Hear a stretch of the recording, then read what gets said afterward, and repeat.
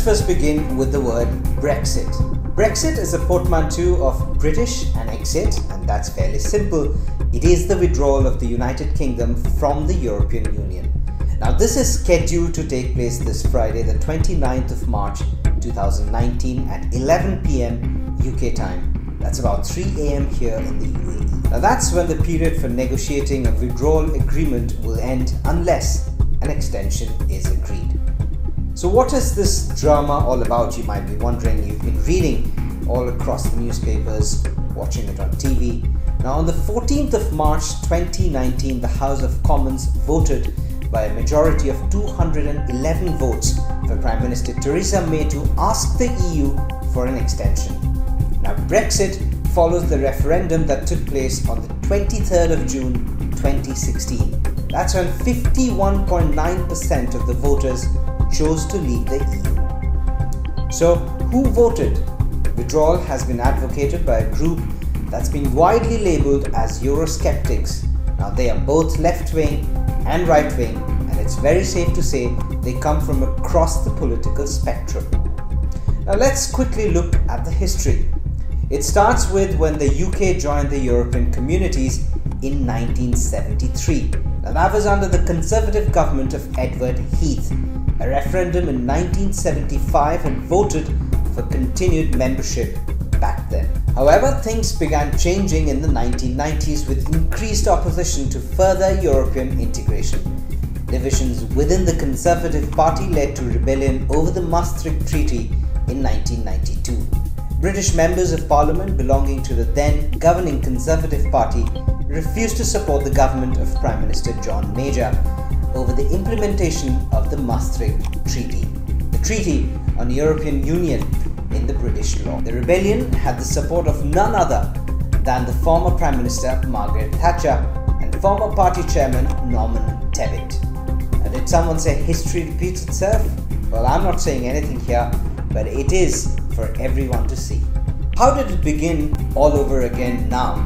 Now, cut to this century, the new UK Independence Party, the UKIP, that became the most successful UK party in the 2014 European Parliament election, was a major advocate of a further referendum on continued membership of what had now become the European Union. But how did they influence the referendum? That is something we need to understand. Now, the People's Pledge is the answer. It was a political campaign to secure a referendum on the United Kingdom's membership of the European Union. It aimed to achieve this by asking voters to sign a pledge that would use their voice to help secure a majority of members of Parliament in support of an in or out referendum on EU membership. You thought that was simple. The 1975 European Communities membership referendum was the last time such a vote had occurred in Britain. Now, the Conservative Prime Minister David Cameron pledged during the campaign for 2015 UK general election that he will hold a new referendum, a promise which he fulfilled in 2016 as pressure from the Eurosceptics mounted. Now, Cameron, who had campaigned to remain, resigned after the result, and he was succeeded by Theresa May, his former Home Secretary. She called a snap general election less than a year later, but saw herself losing her overall majority. But most importantly, she still hung on in power. Now, a year later, on 29th of March 2017, the government of the United Kingdom invoked the famous or the infamous Article 50 of the Treaty on European Union. So what is Article 50? In simple terms, it is the legal and political process of withdrawal from the European Union, whereby an EU member state ceases to be a member of the Union. Now, it states that any member state may decide to withdraw from the Union in accordance with its own constitutional requirements. Just so that you know, no member state has withdrawn from the EU till date. Only 3 territories of EU member states have ever withdrawn: the French Algeria in 1962, and that they did upon independence, Greenland in 1985 following a referendum, and St. Bartholomew in 2012. So that should give you a perspective of what UK is attempting to do. It's pretty novel and unique in history. Now back to the UK and post Article 50. That was when Theresa May announced the government's intention not to seek permanent membership of the European Single Market or the EU Customs Union after leaving the EU.